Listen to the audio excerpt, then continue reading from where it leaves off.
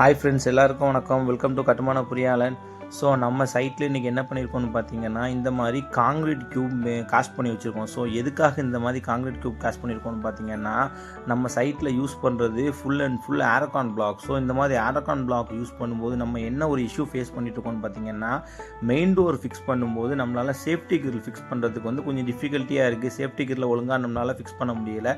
So அதனால் இப்போ இந்த வீடியோவில் தெரியுற மாதிரி நம்ம என்ன பண்ணுறோம், இந்த மாதிரி காங்கிரீட் க்யூபை காஸ்ட் பண்ணி, ஸோ நமக்கு எந்த இடத்துல நம்ம அதோட சேஃப்டி கிரிலோட பிளேட்டை நம்ம பிளேஸ் பண்ண போகிறோமோ அந்த இடத்துல இந்த மாதிரி நம்ம காங்கிரீட் க்யூபை காஸ்ட் பண்ணி பிளேஸ் பண்ணிடுறோம்.